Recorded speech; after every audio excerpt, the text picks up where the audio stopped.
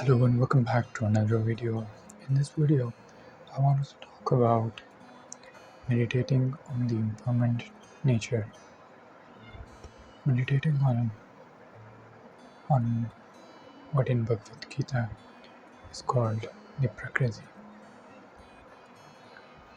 Now, I don't mean meditating in the sense that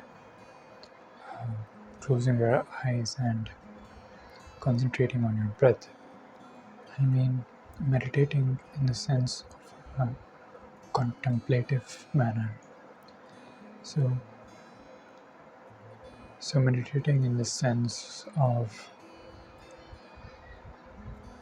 trying to understand what nature is, trying to understand what Prakriti is. Now then, if you look at nature, we also have to include everything that is observable. Nature is also the relations that you have with other people. Nature is also your psychology. Nature is also your philosophical inclinations, your political inclinations, your sociology. Nature is also your co-workers, the relations you have at your workplace. Nature is also the business that you have created. Nature is also the relations you have with your business partners. And also, of course, nature is the world outside. It is everything that is observable.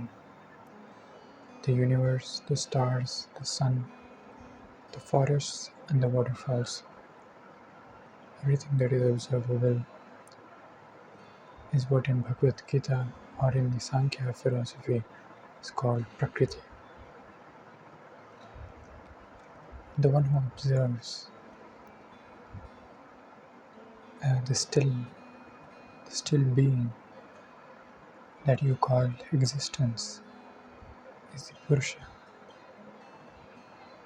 That still being is the consciousness, and it overlooks whole of Prakriti. Now, all the laws and laws of physics, laws of psychology,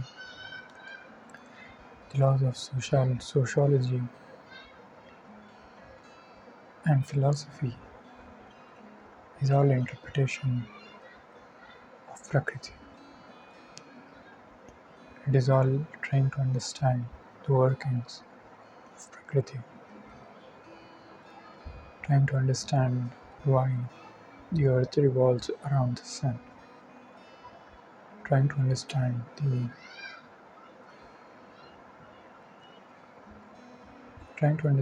communities that are built by ants,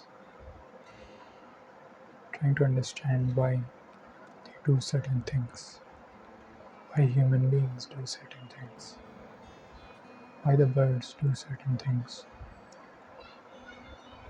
and what governs our own health, what governs the health of an animal. This is all the study of Prakriti, and we have divided them into different classes. We have divided them into different types of studies.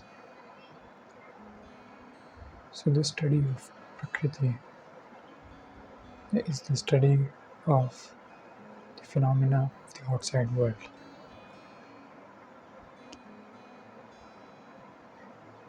And when we try to understand the Prakriti, there is one thing that is always consistent in the nature of Prakriti. It is impermanent. So in this video we are going to talk about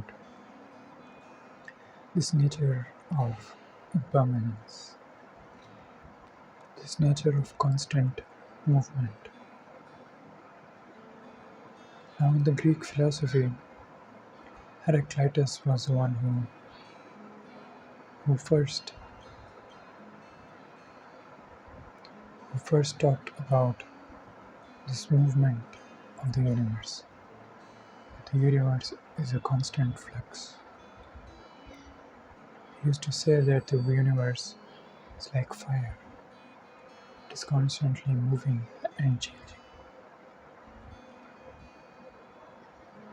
And since in the early Greek philosophy, although later on it developed into a dualistic philosophy, in the early Greek philosophers used to believe that there is no separation between matter and mind. That is, matter was not looked at as something that is dead. It was looked at as something that is part of the universe and is constantly changing. Later on, philosophers started to become more dualistic, and eventually, Greek philosophy turned into more and more reason oriented, and it became more deductible. That is, the knowledge that is derived from deducing things from the nature. So it became more and more materialistic. That is, mind was separated from matter, and consciousness was also separated from matter. In fact, Western science and most of the science that is taught in our education systems is does not even consider consciousness as something that is separate or something that is the basis of nature, and it is taught to us, and it is probably taught to you too if you have ever been to school studied science. Then it has been made clear probably how matter is the substratum of the universe. So then, in the early Greek philosophy, especially what was taught by Heraclitus was change is something that is constant, and our aim here in this world is to embrace this change. Now, if you look at this experience right now, there are some changes that are happening in each and every one of you. There are the changes of the microorganisms in your body. There are also the changes, the macro changes, in terms of philosophy, in terms of your thinking, in terms of your psychology.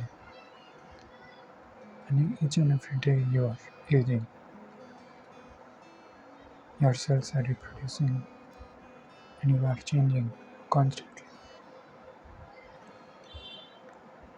But there is something that is unchanging inside you. There is something that is observing all the changes.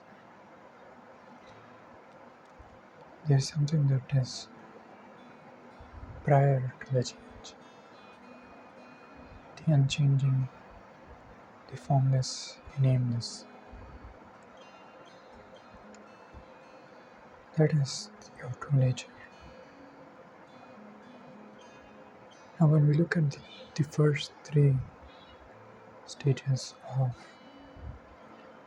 involution of consciousness, that is, if you haven't watched my previous video on the phases of consciousness, I would highly recommend you watch that. So, in the first three phases, the soul or the consciousness is identified with the body, with the subtle body, and with the mind. Now, when consciousness is identified with the body, it is always resisting the change that the body is undergoing. That is why there is a conflict inside you. This is what Buddha calls suffering. person suffers when he associates himself with the impermanent nature. If you associate yourself with the aging body that goes through disease, that goes through old age, that goes through aging, you'll always be in conflict. You'll be in a state of suffering. You'll be in a state of identifying yourself constantly with the newly formed body.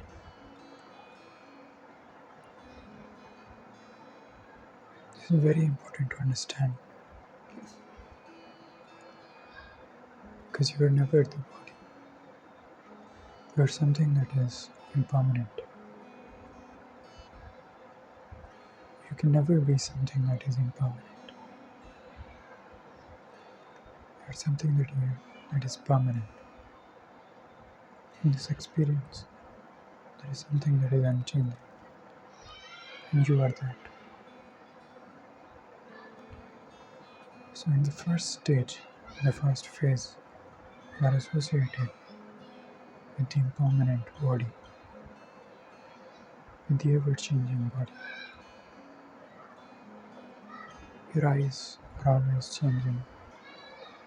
Your nose is always growing. Your hair is changing its color. Your teeth shape is changing.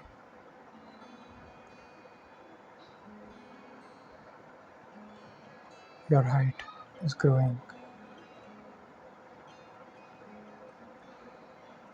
And everything here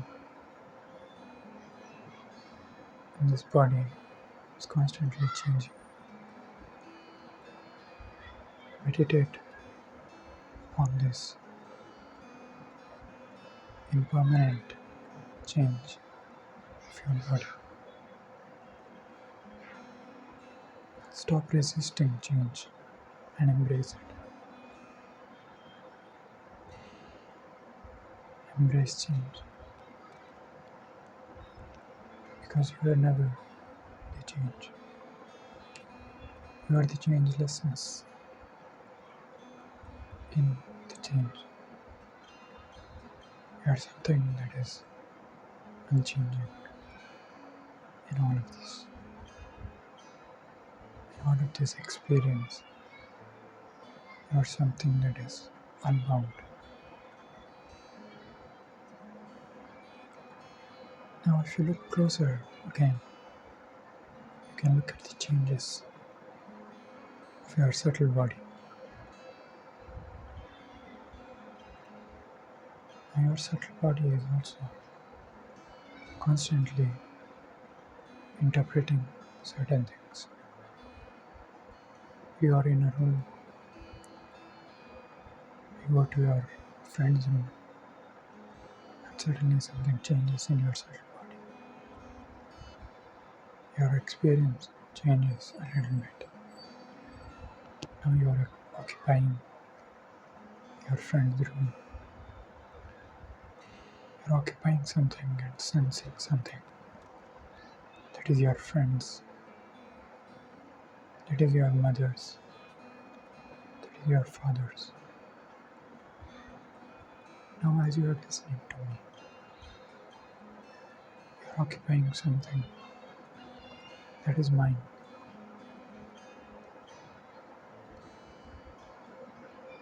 You read a book. Your experience changes. Your subtle body changes. The energy that you perceive from the author's thoughts changes your subtle body. You go into a temple, there is a change. Now you have occupied a sacred space.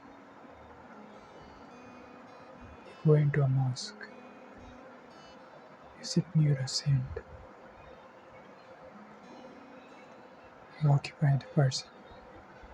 There is something that is always changing in your experience of the subtle body. Your subtle body is undergoing constant change. When you grow up, the passion of youth engulfs you. The desire engulfs your subtle body. Then when you grow more, you find that you have found a certain pace. You have found that now the youthful passion has calmed down. Now you settle down. Something changes in your subtle body. Although the change is subtle, although the change can even be missed by those who are not yet able to perceive the subtle body, but there is a change. And then comes the mental body. Now the impermanence of the mind is obvious to everybody. Your opinions change. Your actions change. Your ideologies change.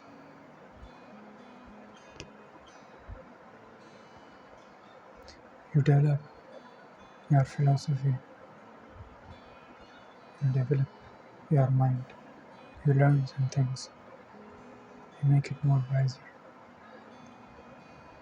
And even right now, there is something that is always changing. If you are listening to this with your mind, then there is something that is changing inside your mind. Something is moving.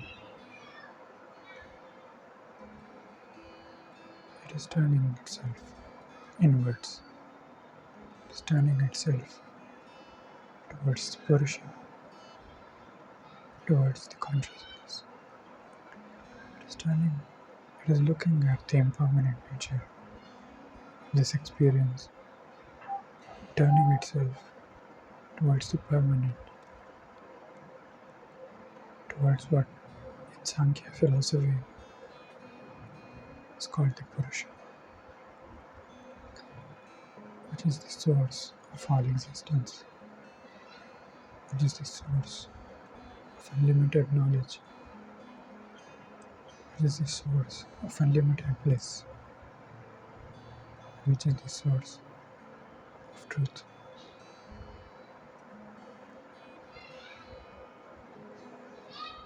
So meditate upon impermanence. Whenever you find yourself suffering, whenever you find yourself engulfed in a fiery passion of desire, whenever you find yourself in sadness, whenever you find that your heart is dancing with happiness, know that it is impermanent, that it too shall pass away. So thank you for watching this video.